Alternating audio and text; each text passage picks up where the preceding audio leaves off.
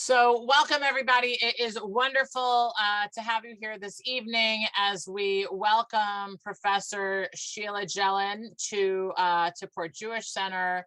Professor Jelen is the Zanker Professor of Jewish Literature, Culture, and History at the University of Kentucky in Lexington.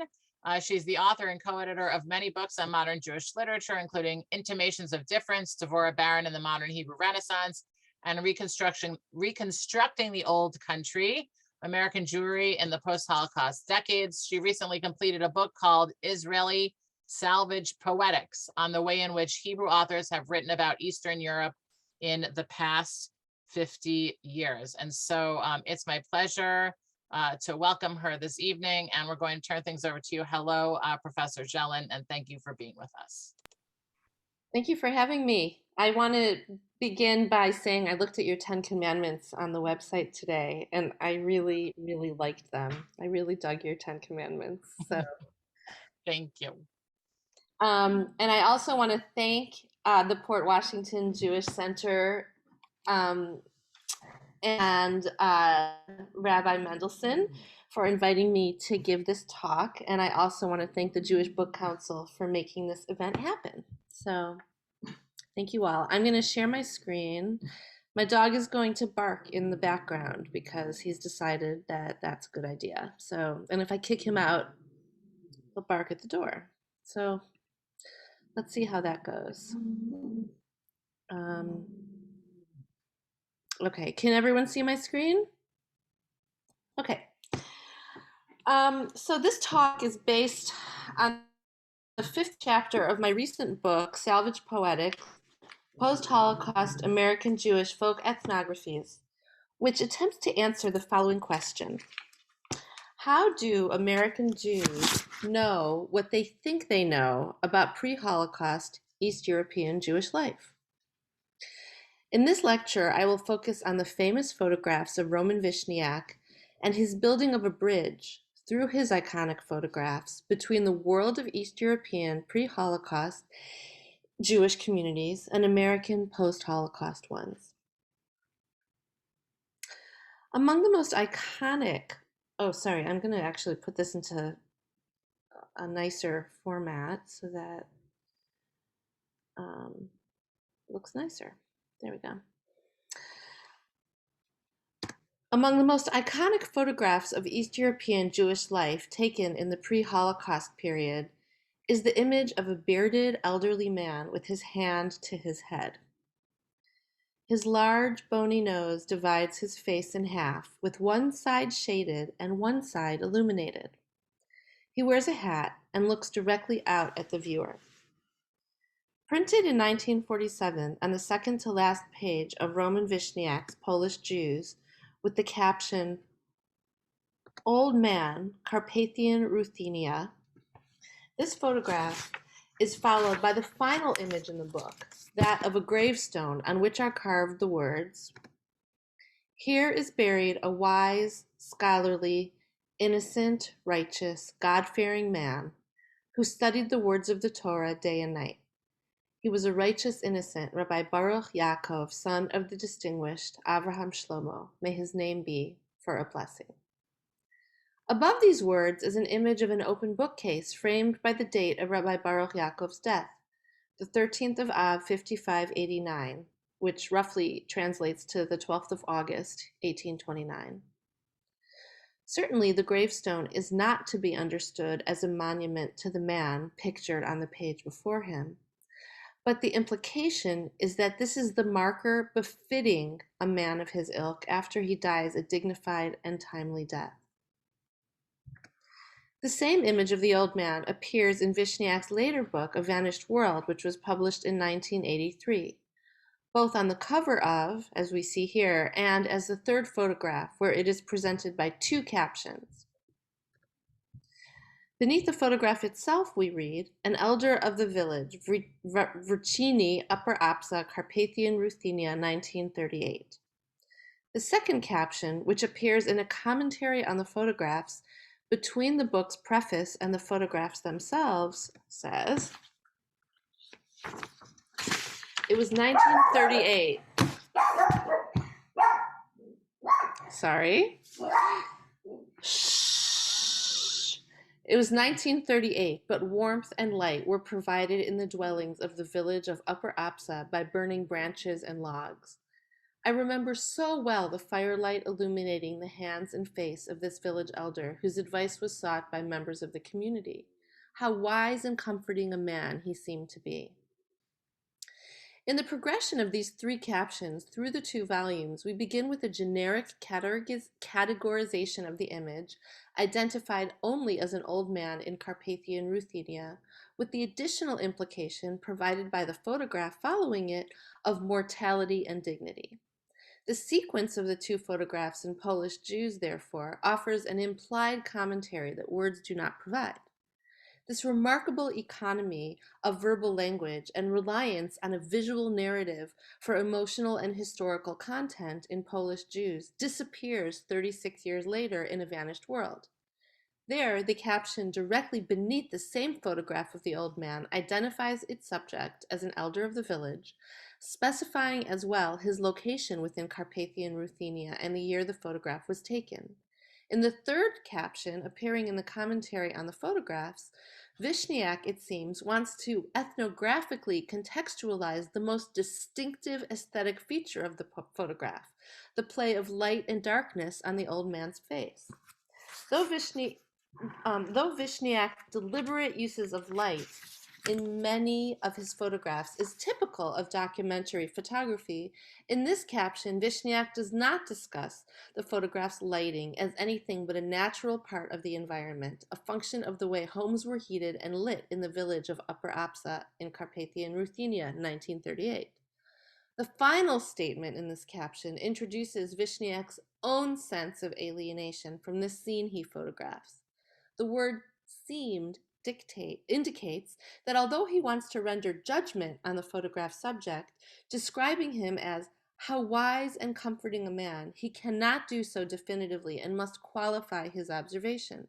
What we read here in this final caption is both objectively descriptive and highly personal.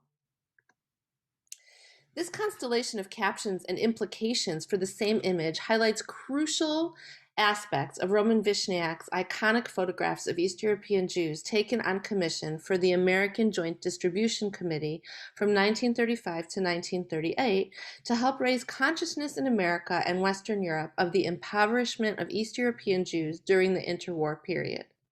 First, Wisniak's photographs have had a rich and evocative afterlife, appearing again and again in exhibits, books, and other publications, from their first staging as an exhibit at the JDC offices in 1938 until the present moment. Their social context differs in each publication and presentation, first appearing during the war and finally reflecting a pre-war world destroyed for an audience without first-hand experience of that world. Second, over the course of the half-century in which Wisniak published these photos, they told an increasingly more complex, reflexive tale, moving from social documentary to autobiography. Before the war, as evident in the composition of the photographs themselves, as well as the goals of his commission by the JDC, Wisniak tells a story of Jewish poverty and the need for relief and immigration. After the war, Wisniak tells a story about himself, about the Holocaust, and about pre-Holocaust East European Jewish culture. Maya Benton, who was the curator of the exhibit Roman Wisniak Revisited that was in circulation around the world for about a decade, and who works at the International Center for Photography in Manhattan, and is also the executor of his photographs, has said that one set of photographs could be interpreted and employed in so many ways is a testament to the power and influence of Wisniak's images. This lecture explores the role of pre-war photographs of East European Jews taken by Roman Wisniak from 1935 to 1938 in the construction of an American post-war sense of a lost world. What I hope to do tonight is to take you through the evolution of Roman Wisniak's captioning of these photographs between 1947 and 1983 in order to approach a broader cultural understanding of the power of pre-Holocaust artifacts, such as Vishniak's photographs, in a post-Holocaust world. In the nearly 40-year interval between the publication of the two books that we've already begun to discuss, through an increasingly rich and complex body of captions, Vishniak provides a fascinating example of what I would call the salvage poetics, which often arise out of pre-Holocaust aesthetic works in the post-Holocaust era. What are salvage poetics?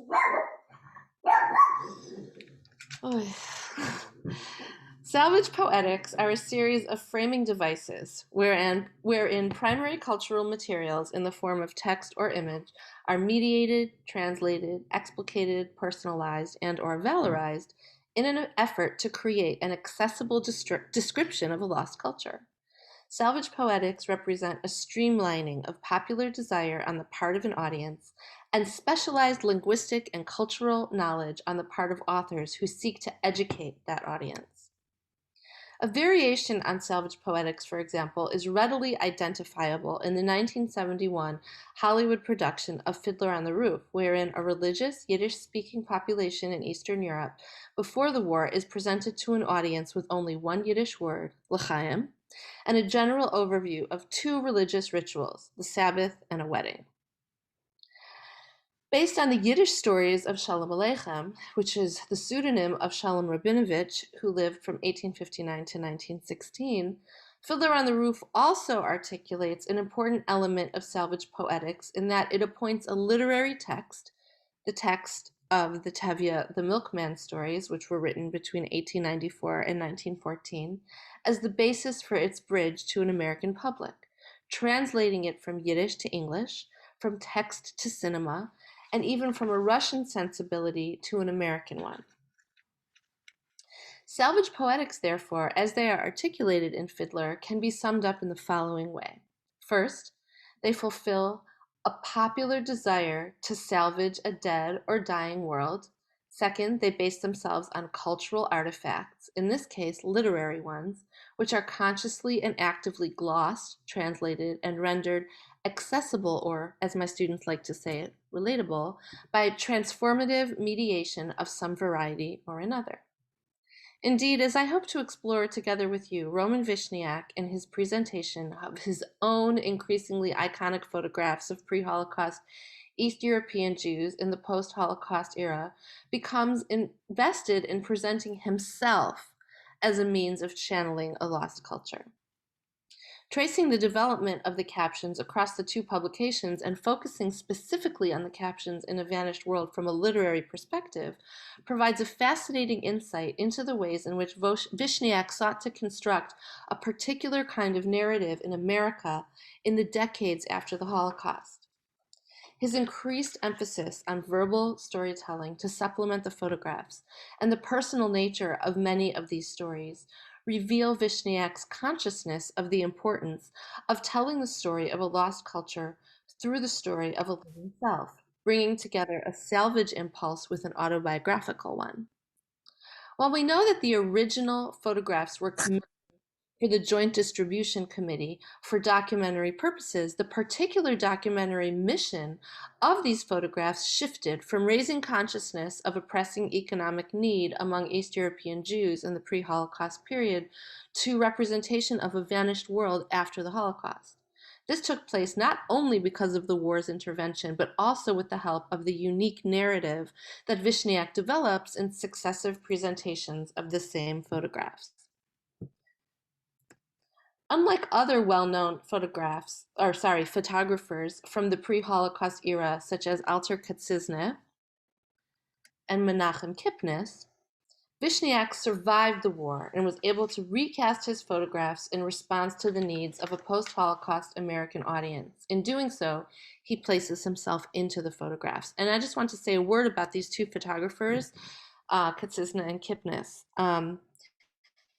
So Katzizne had a studio, a photography studio in Warsaw, and he was a photographic stringer for the Vorwärts, the Yiddish newspaper in America. And if it were not for the Forverts, we wouldn't have any of his images because his studio was destroyed and he was killed in a massacre outside of Vilna in the early years of the war.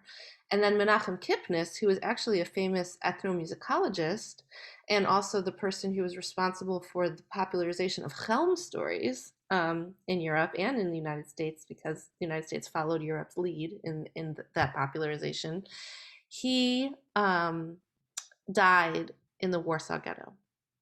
So actually, this project started when I was doing research 12 years ago in the YIVO archives of the Forverts, of the photographs that were published in the Forverts in the 1920s, of which some of Vishniak's were, but also Kipnis's and Kitsisna's were. And a librarian came out to me while I was looking through the newspapers, and he said, we have all these photographs of Kipnis, and no one's done anything with them. They're sitting in the archive, And I promised him that I would do a book on Kipnis eventually. So actually, when I finish the book I'm currently working on, which I'm about halfway finished with, I'm gonna do my book on Kipnis. Okay, so here's a picture of Vishniak. Having been detained in France in 1939 under unknown circumstances, but released 1 month later, Vishniak, his first wife Luta, and his 2 children Wolf and Mara, who had temporarily sought refuge in Sweden, met in Libsyn and set sail for New York in December 1940.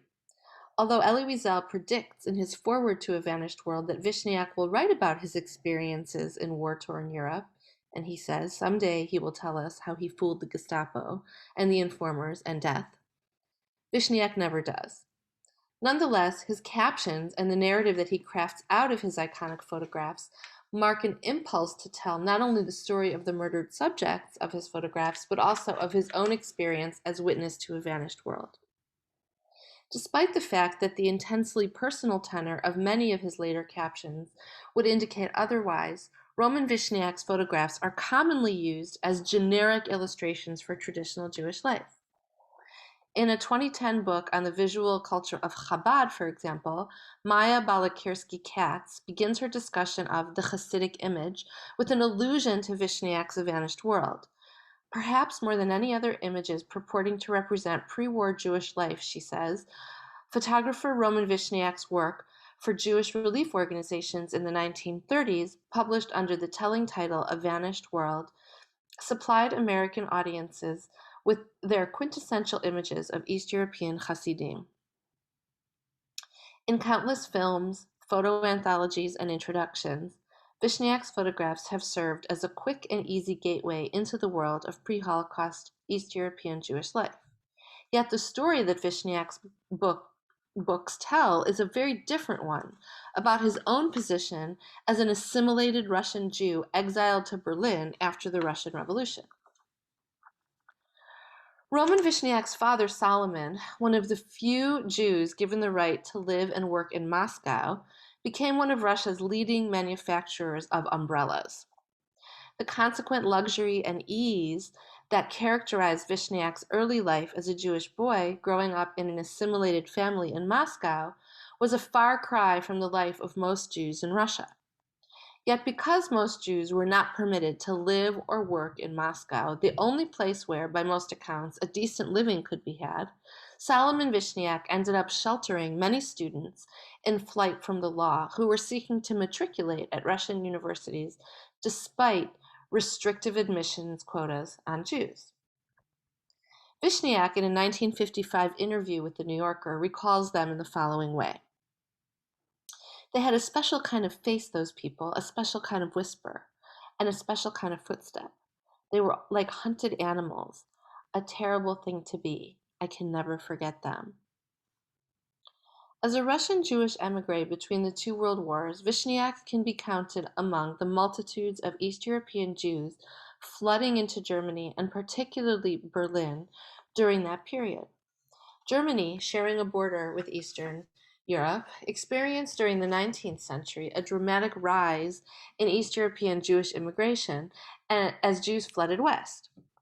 East European Jews bordering Germany and constantly infiltrating her space and consciousness became the living reminder to German Jewry of the traditional Jewish culture it had recently rejected. The East European Jew was the bad memory of German Jewry come alive and an ever-present threat to assimilationist aspirations. Jacob Fromer, in his introduction to Solomon Maimon's autobiography, described the Jewish ghetto in Berlin as a kind of anthropological curiosity. Whoever desires to experience an ethnological sensation need not venture to the far corners of the world.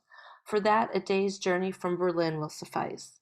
One need only cross the Russian border to find an almost unknown human type full of mystery and wonder.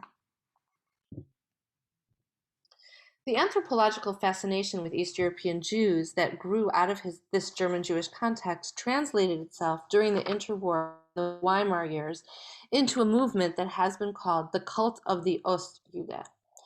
This movement has generally been characterized as a fetishization and essentialization of the East European Jew and East European Jewish experience by a generation of German Jewish youth who had been born into German Jewish Bildung or culture with all its attendant legacies and privileges.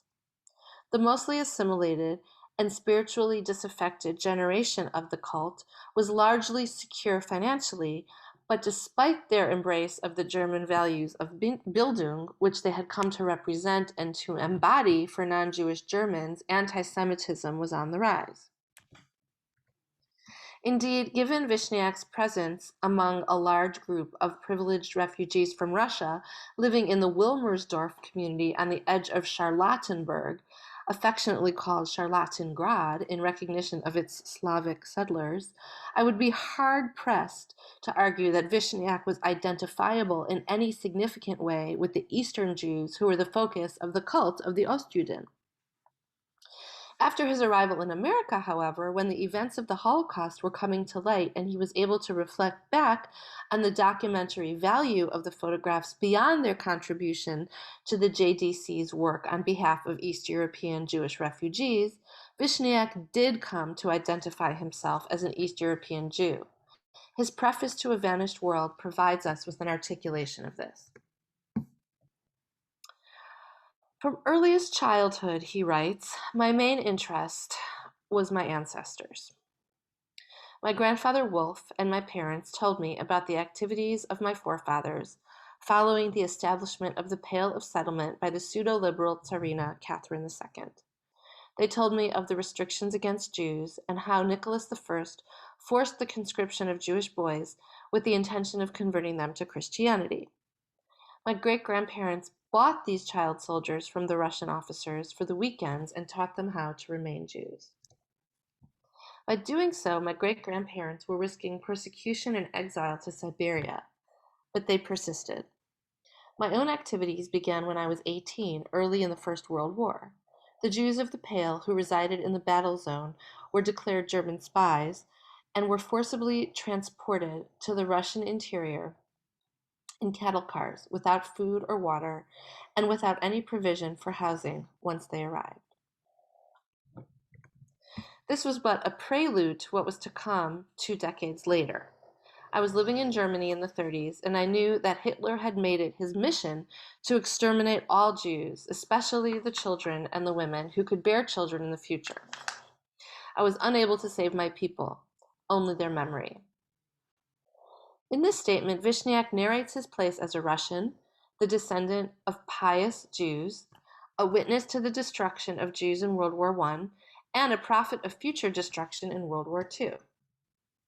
The preface is accompanied by a portrait of his grandfather, Wolf Vishniak, sporting a long white beard and traditional rabbinic garb, a square black yarmulke, and a gabardine. If I remember correctly, I believe that despite this pious picture, this man tried to marry a second woman while he was still married to his first wife. So, yeah, I mean, it's just really very interesting stuff. Roman Vishniak, arriving in Berlin in 1920, had more in common with the native German Jewish population from the standpoint of his education and level of assimilation than with the East European Jewish masses flooding into Germany. In 1971, Vishniac was one of several photographers featured in a series called The Concerned Photographer and co-edited by Cornell Kappa and Michael Edelson. Vishniac's familiar selection of JDC photographs are interspersed here with examples from his photomicroscopy, a photographic technique using polarized light developed by Vishniac in order to capture the beauty of microorganisms in their minutest details without disturbing them or their natural habitat. A photo representing the surface of his own skin is magnified 200 times, and a photograph of Anthracis bacillus is magnified 2,250 times. Facing the anthrax bacillus in The Concerned Photographer is a familiar photo of a grandfather and granddaughter engaged in conversation, which is included in both Polish Jews and A Vanished World. Preceding the image of the skin is a famous image of a little girl stuck in bed all winter for lack of shoes, with the flowers her father painted for her to look at on the wall behind her. The fact that a magnification of his own skin appears beside his East European subjects may, not too subtly, return us to our contention that Vishniac's photographic work with East European Jewry before the war was to a large extent an exploration of his own East European origins within a West European exile. He was, in other words, exploring what he presents as his own history, identifying himself with the subjects of his photographs, even while maintaining a comfortable distance from them. In truth, as we have discussed, Vishniac was a far cry from the type of the Ostjude prevalent in Germany during the interwar period, and yet, throughout his commentary on the photographs in A Vanished World, he continuously presents himself as one of his subjects through intimate encounters with them, narrated in his captions. Image 20 of A Vanished World gives us a background on Jewish Poland prior to the war and begins a thread on Vishniac's place within the photographed landscape. An economic boycott of Poland's 3.5 million Jews occurred in the late 1930s, he writes. The worried couple featured in this photograph were apparently victims of this boycott. Vishniac explains how he knows this. After I took this picture of the obviously worried couple, I followed them, introduced myself, and inquired about their problem. Why was I there at that moment? This parenthetical reflection, why was I there at that moment, serves as an interesting introduction to the role he will cast himself in throughout this commentary.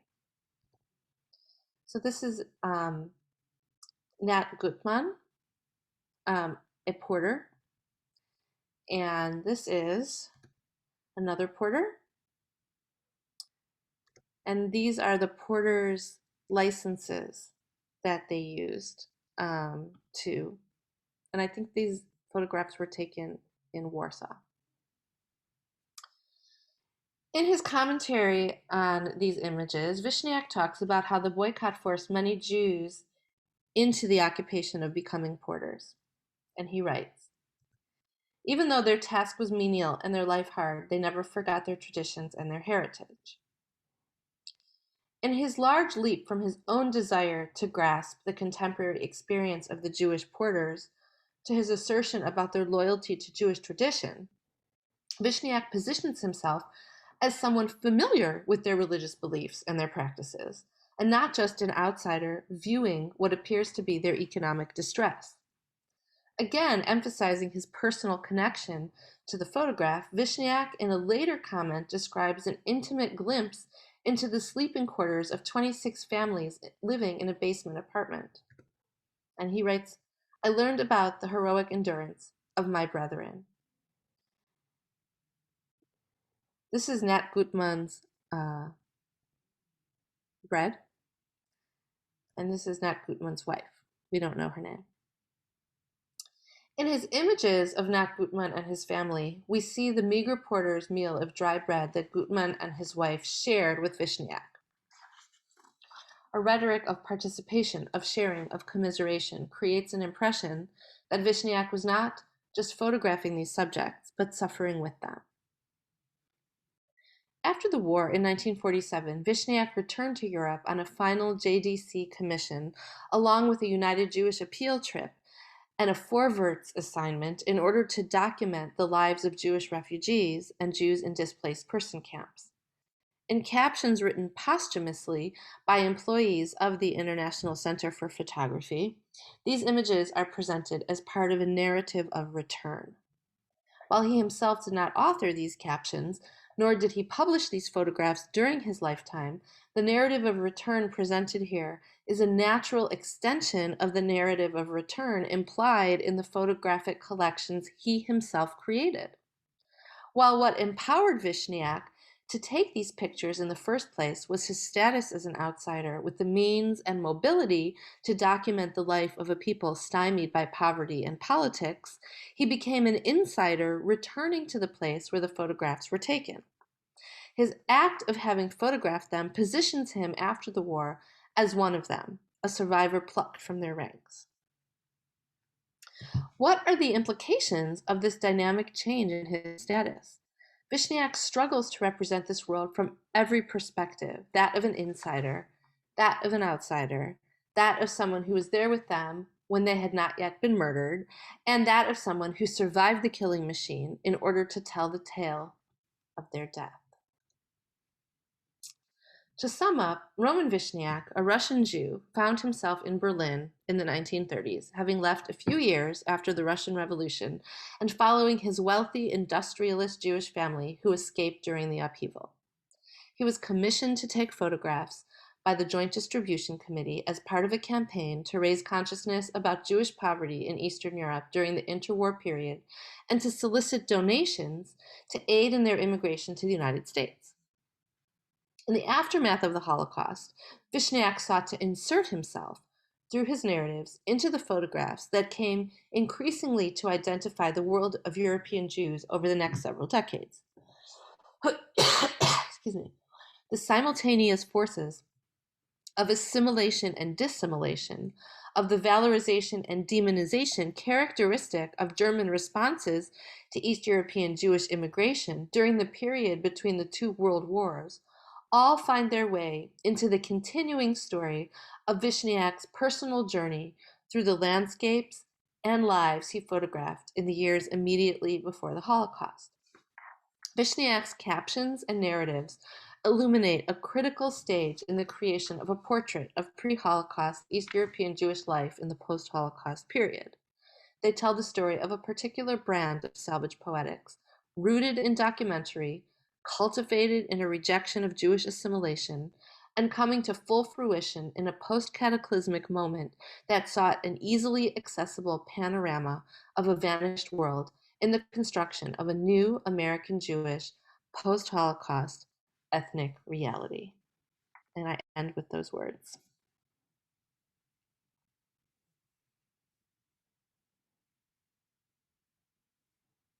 Thank you so much. I'm going to ask for you to, stop sharing your screen. And wow, thank you. I'm I'm rapidly taking notes like I did when I was in college. And I want to open it up in case there are people who have questions. And so if you have a question, you can either raise your hand or you can write something in the chat box, or you can put the hand up emoji. And I'm going to go to Marcia and Mark first to ask the first question. So I just got the so Marcia and Mark. Say thank you. Yeah, thanks for that. That was interesting. And yeah, and Vishniak's work is amazing. But your mention of Fiddler on the Roof did make me wonder one thing, because Fiddler on the Roof was a very romanticized view of the ghetto. And it made me wonder to what degree Vishniak was a reliable narrator and to what degree he was romanticizing what he saw.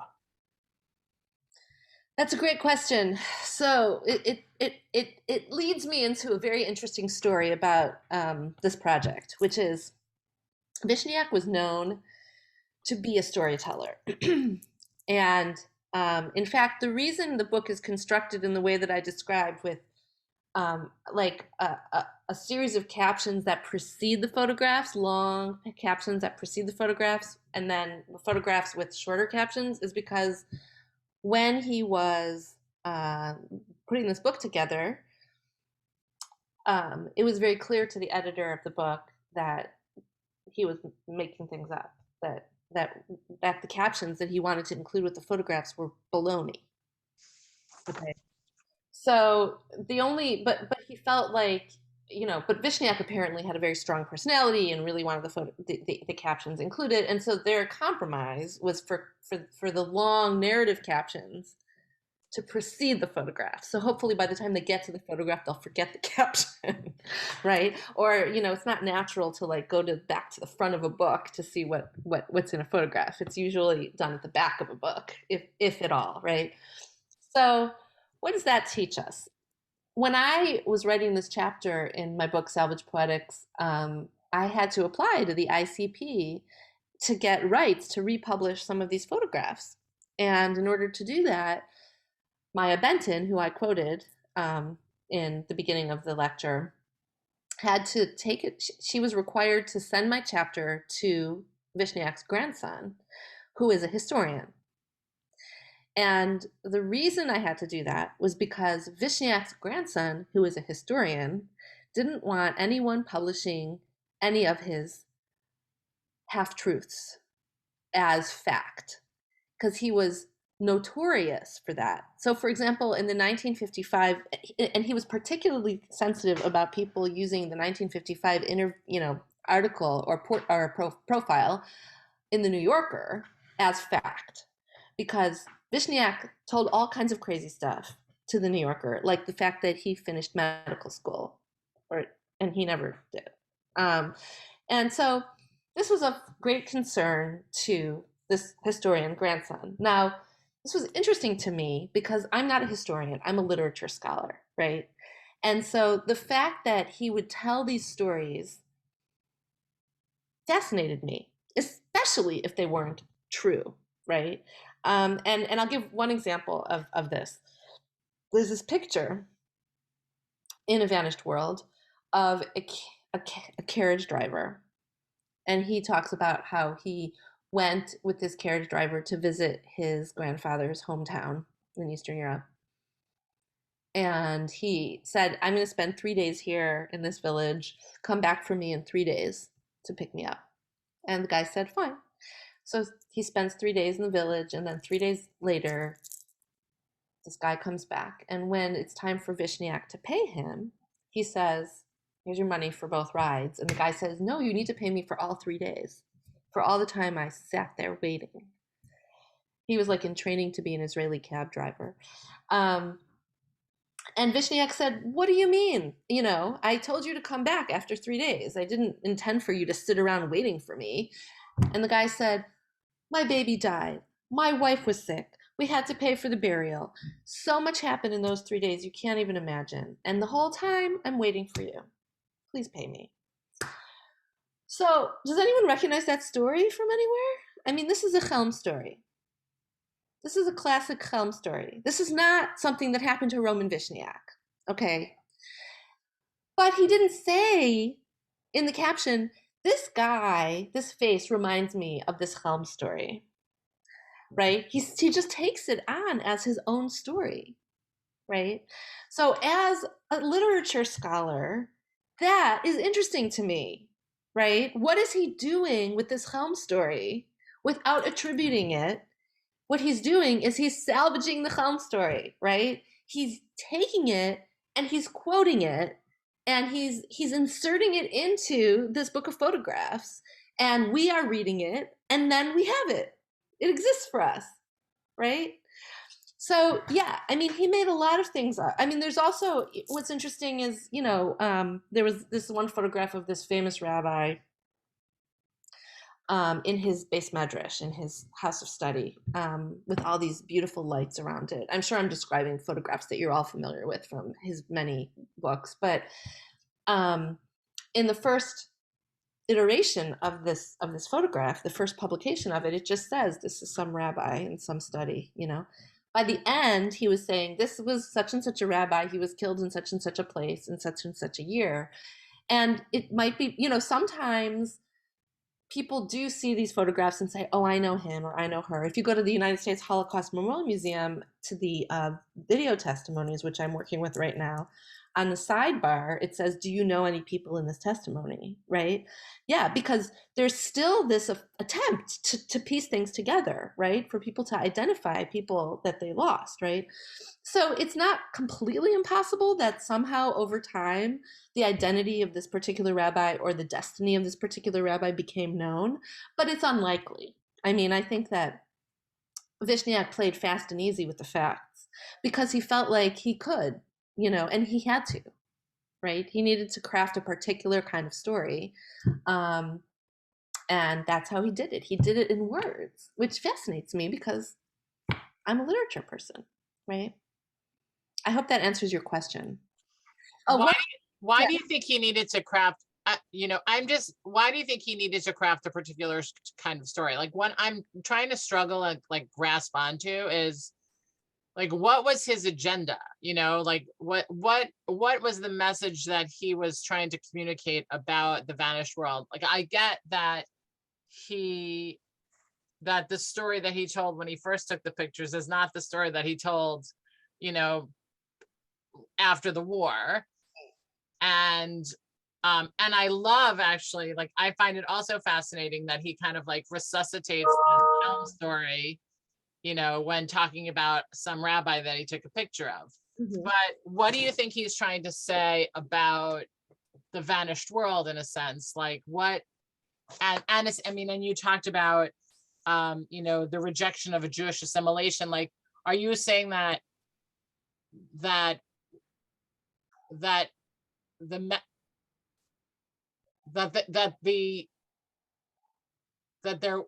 there really was assimilation before the war, but we're trying to pretend that there wasn't, and that's only something that came post the war, and that's and that's like the thing that we call a Shanda really was happening like a long time before the Holocaust? Yeah. So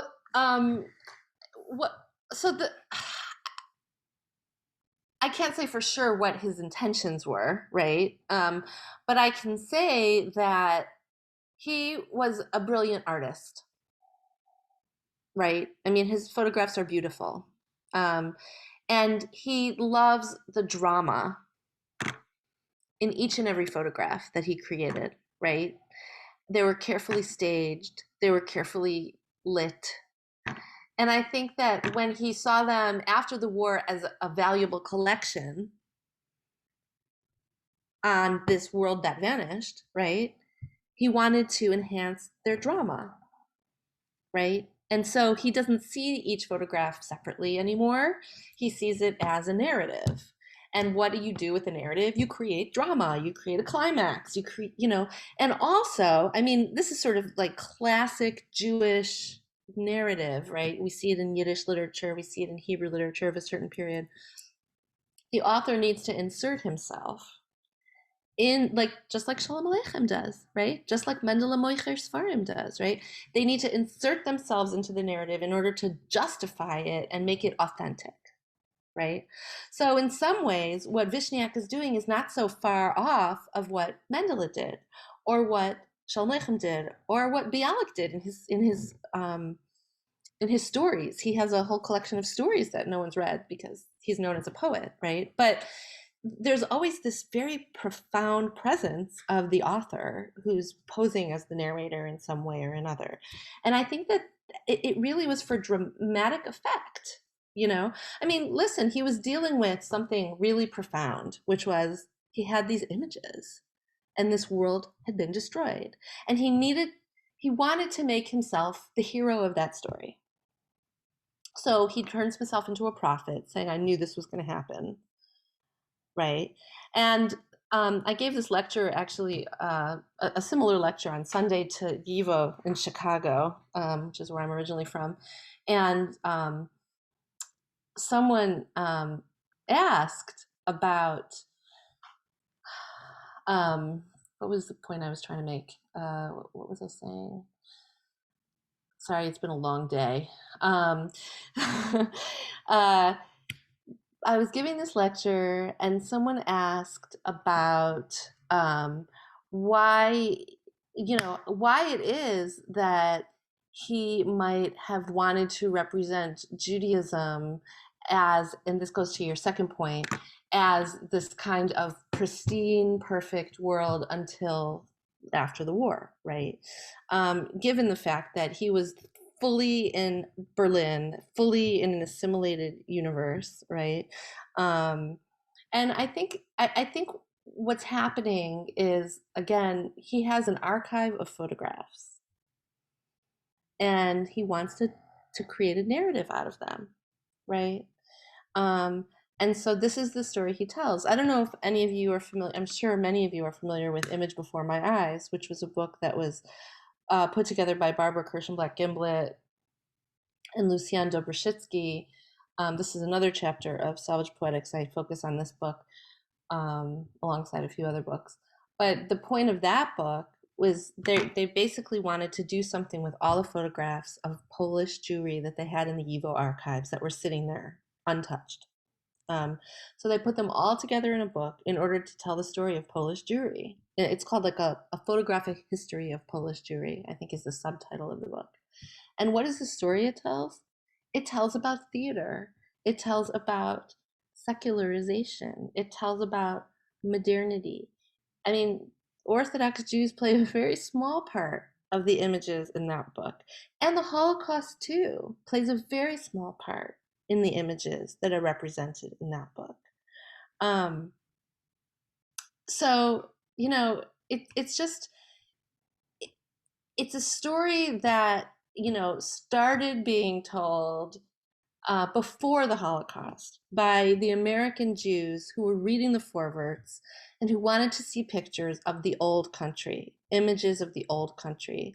And those were the images where Kaczyzna and Kipnis and Wishniak, that's what they published the images in during the 1920s and the 1930s, and they wrote a gravure section of the forewords. And,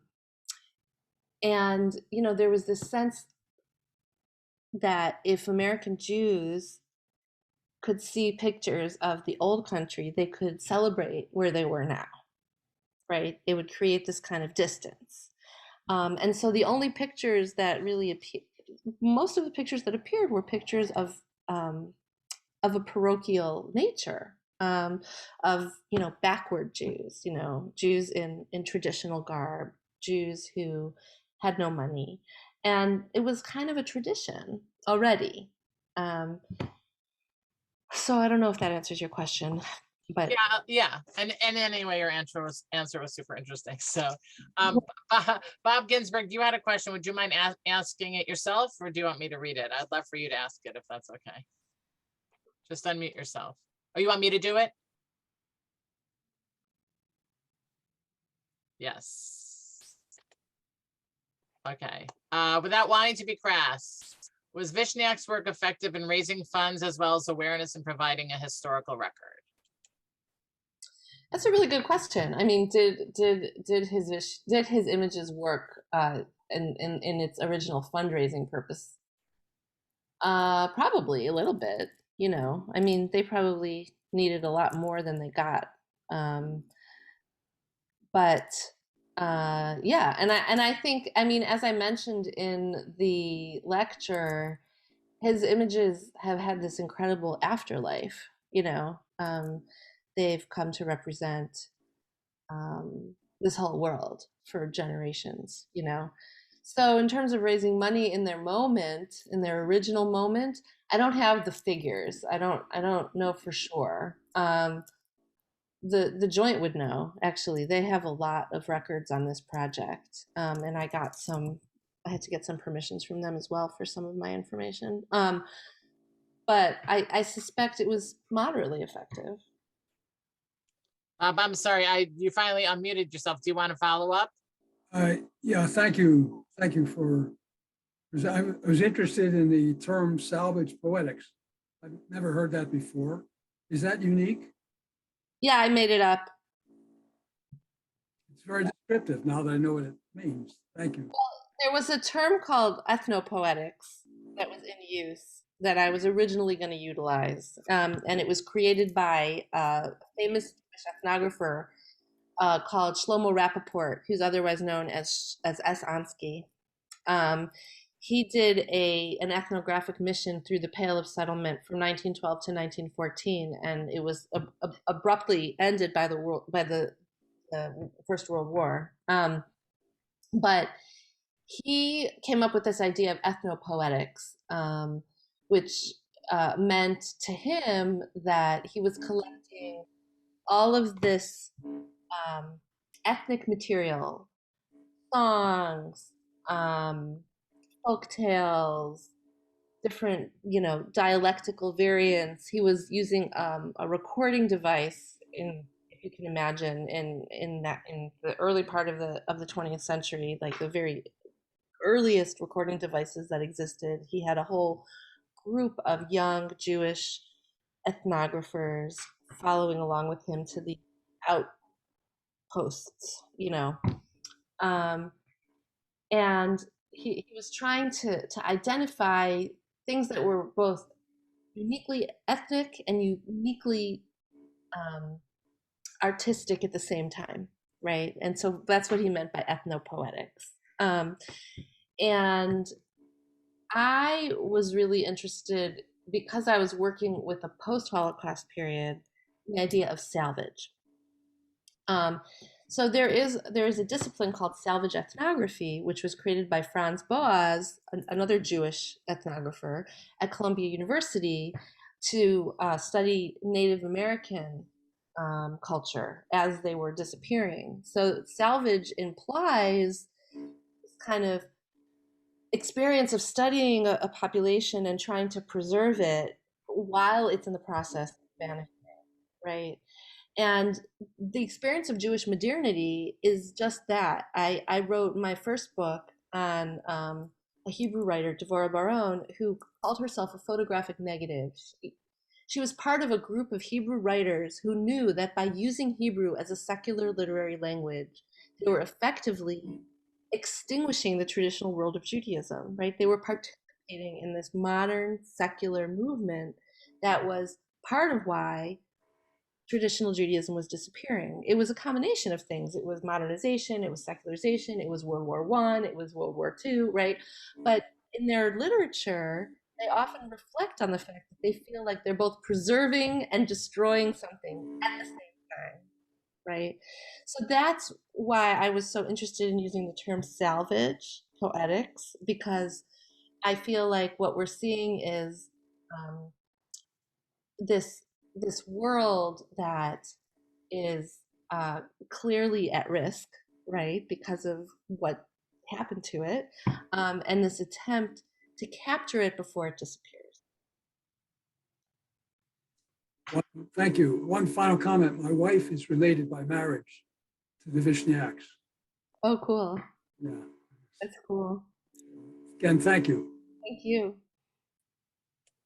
So I just want to be aware of time, and so we're pretty much out of it. But I actually think that was like a great question to end on, Bob, and a great answer to end on, Professor Jelen. So I just want to remind people that the name of the book is Salvage Poetics, Post-Holocaust American Jewish Folk Ethnologies. It's a mouthful, but it's a lot. I mean, there's a lot to dig through, and it's a lot to think about. And my head is like a little bit swimming from all the information. I feel like I need time to digest.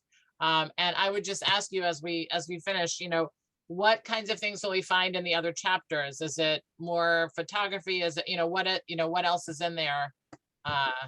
Yeah, thank you for asking. So first of all, the publisher is Wayne State University Press. If you want to go to the publisher and buy it, you're more than welcome to do that. You can also usually get it on Amazon.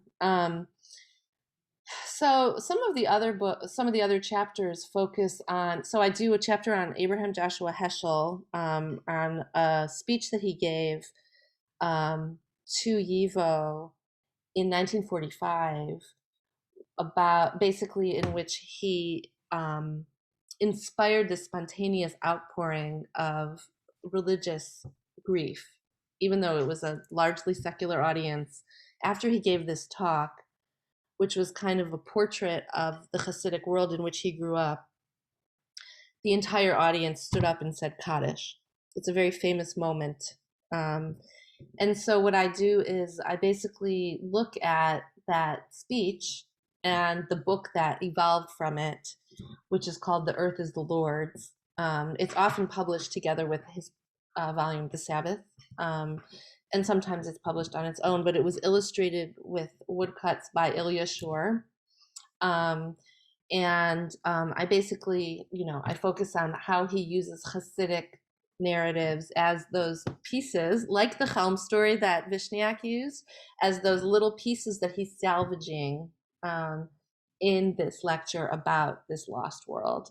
And it touches on that question that Mark asked about the idealization, right? I mean, Heschel is guilty in that of totally idealizing this world of book learning and masculine book learning. And so I look at that. And then, I mean, there's a lot of chapters. I have a chapter on Alter Katzizna, who I talked about briefly, in which I also talk about these drawings that Barbara Kirshenblatt-Gimblett's father drew in the 2000s when he was an elderly man, about the shtetl he came from. And I talk about, capturing the image of that world in a different format. And then I think my favorite chapter, which is probably the most literary chapter, is on Life is with People, this famous book that was published in 1952 by students of Margaret Mead's at Columbia University. She was a student of Franz Boas. And it's basically a pseudo-ethnography of the shtetl that The Fiddler on the Roof is based on, the film is based on. And so I look at that. And also Maurice Samuel's The World of Shalom Aleichem. So the book is basically, it talks about images as well as Yiddish literature and translation. Those are basically my answer to the question I posed at the beginning of the lecture, is how do American Jews know what they think they know about pre-Holocaust East European Jewish life? The answer is photographs and Yiddish fiction and translation. Well, again, the book is called Salvage, Poetics, Post-Holocaust American Jewish Folk Ethnologies. You can actually get it on Amazon. And a recording of this lecture, which if you, like me, need to actually watch it again because it was like so rich. And if you want to send it to a friend, will be sent out to you shortly with a link to buy the book if you'd like on Amazon. And please share the word if you have friends who are interested in this kind of thing. It's a great opportunity to let them know about a really interesting book. And Professor Jelen, I just know I'm going to be reaching out to you because I think some of my colleagues would be really interested in learning more about this with you. So thank you, everybody. Thank you, everybody, for coming. Thank you again, Professor Jelen. This was absolutely fascinating. And hope everyone has a great night. Good night, everybody. Right.